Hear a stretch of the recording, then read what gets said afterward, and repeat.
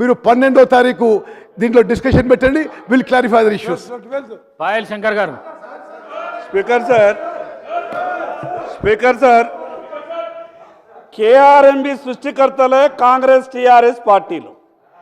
ఈ రెండు పార్టీలు ఏపీ రీఆర్గనైజేషన్ బిల్లులో కేఆర్ఎంబి ప్రస్తావన వచ్చినప్పుడు ఆ రోజు కాంగ్రెస్ పార్టీ బిల్లు తయారు చేసినప్పుడు టీఆర్ఎస్ పార్టీ చాలా గొప్పగా చెప్పింది.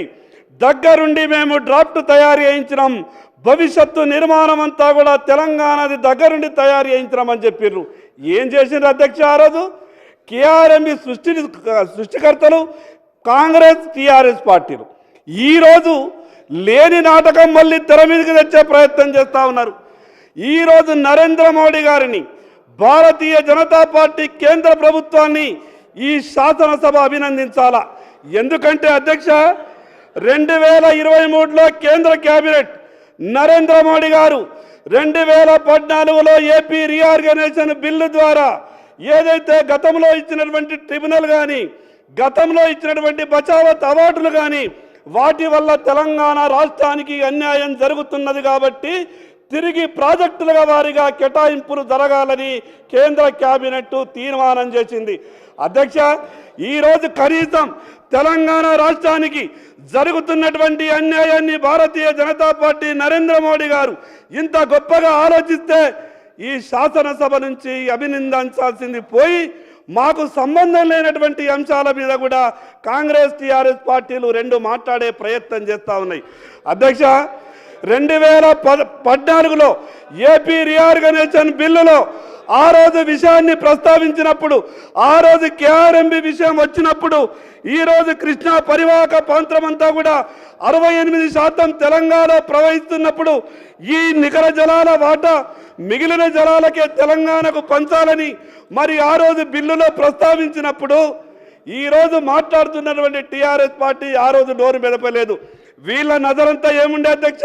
కాంగ్రెస్ పార్టీ నజరు, టీఆర్ఎస్ పార్టీ నజరు ఎప్పుడు తెలంగాణ బిల్లు వస్తుందా, రాష్ట్రం వేరే అంటే మేము కుర్చీలో ఎప్పుడు పోయి కూర్చుంటామా అని ఆలోచించారు తప్పితే తెలంగాణ బిల్లులో ఎక్కడ ఏమి రాసిందో ఏ రోజు కూడా వాళ్ళు ఆలోచించలేదు.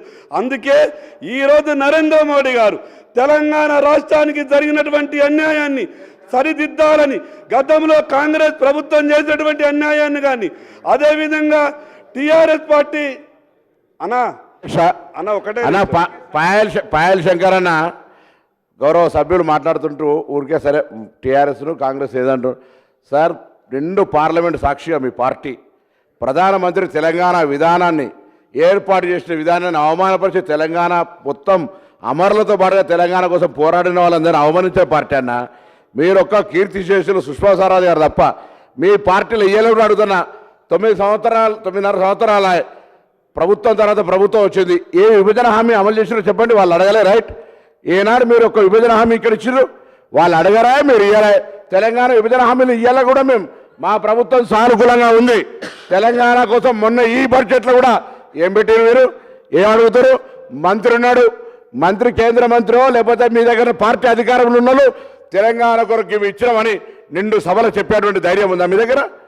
భారతీయ జనతా పార్టీ 7 మండలాలు తీసుకొని కలిపితే ఆనాడు ప్రభుత్వంలో వీళ్ళు మాట్లాడారు, ఆర్డినెన్స్ వచ్చి కలుపుకుంటారు వాళ్ళు మాట్లాడారు. ఇలా అరే ఏం మాట్లాడారు సార్? బంధుకొకరు బంధు పిలిపి మాకు తెలియదా? మాకు తెలియదా బంధు పిలిపి? ఇది ఆర్డినెన్స్ తెచ్చి ఆనాడు మీ అధికారం లేవు, కేంద్రంలో అధికారం లేవు. ఓటెక్క అరే అప్పటికి vertical division Andhra Telangana vertical division వచ్చి ఆంధ్ర ఎంపీలు వస్తే దాన్ని మీరు లెక్క పెడితే ఎట్లా? ఇలా నేను అడుగుతున్న మాట హరీష్ రావు గారు గౌరవ సభ్యులు, భారతీయ జనతా పార్టీ కేంద్ర విభజన హామీలు అమలు చేయలే. భారతీయ జనతా పార్టీ తెలంగాణ ఏర్పాటును పార్లమెంట్ సాక్షిగా క్రిటిసైజ్ చేసింది. ఈ రోజు 9 సంవత్సరాలుగా తెలంగాణ అభివృద్ధికి ఏం నిధులు తెచ్చింది ఒక్కసారి శ్వేతపత్రం ఇవ్వమంటున్నారు. పొద్దున చూపెట్టి ఎన్నికలకోండి. మీరు తెలంగాణకు ₹1 కూడా ఇవ్వకుండా ఇలా మీరు మాట్లాడే హక్కు ఎక్కడిది? తెలంగాణలో ఉన్న 4 పార్లమెంట్ సభ్యులు ఉంటే అనేక మాటలు మాట్లాడుతున్నారు. లేకపోతే మా పథకాలకు ఫోటోలు పెట్టుకోవాలని మొన్నటిదాకా కొట్టుకున్నటువంటి వీళ్ళు ఇలా వాళ్ళ గురించి మాట్లాడితే ఎట్లా సార్? దయచేసి అధ్యక్ష, వాళ్ళు మాట్లాడే ముందు వాళ్ళ పరిధి మాట్లాడాలని ఊరికే వెరటలో తిడుతుంటే చూస్తూ ఊరుకోరు. భారతీయ జనతా పార్టీకి రాష్ట్రంలో ఆఫీస్ తాళం వేసుకోవాలి. విభజనను తిట్టిన తర్వాత వాళ్ళకి హక్కు ఎక్కడ సార్? పాయల్ శంకర్ గారు నేను క్లారిఫికేషన్. రాజకీయ విమర్శ చేయదలుచుకోలేదు. గౌరవ మంత్రి గారు మాట్లాడినట్టు నేను తిరిగి మాట్లాడదలుచుకోలేదు. కానీ అధ్యక్ష, కొన్ని ఆరోపణలు చేసినప్పుడు ఈరోజు గౌరవ మంత్రి గారికి మీ ద్వారా ఒక విషయం స్పష్టం చేయదలుచుకున్నాం అధ్యక్ష. ఆ రోజు పార్లమెంట్లో భారతీయ జనతా పార్టీ మద్దతు లేకుంటే కాంగ్రెస్ పార్టీ బిల్లు పెట్టడానికి ముందుకొస్తుండేనా? కాంగ్రెస్ పార్టీ బిల్లు పెట్టడానికి మీకు శక్తి ఉండేనా? టీఆర్ఎస్ పార్టీకి ఇద్దరే పార్లమెంటు సభ్యులుంటే వాళ్ళు ఎక్కడ ఉన్నారో టీవీ ఫుటేజ్లలో ఆ రోజు కనిపించలేదు. కానీ భారతీయ జనతా పార్టీ మద్దతుతోనే, ఈరోజు స్వర్గీయ సుష్మా స్వరాజ్ గారి మద్దతుతోనే తెలంగాణ రాష్ట్రం వచ్చిందన్న విషయం గౌరవ మంత్రి గారు మర్చిపోయినట్లున్నారు. అధ్యక్ష, ఈ తెలంగాణ సాంప్రదాయం ఎవరైనా సాయం చేస్తే సచ్చేదాకా గుర్తుంచుకుంటారు. అంత గొప్ప సాయం చేసినటువంటి భారతీయ జనతా పార్టీ మీద ఆరోపణలు చేయడానికి వీళ్ళకు మనసు ఎట్లొస్తున్నదో నాకైతే అర్థమైతే లేదు అధ్యక్ష.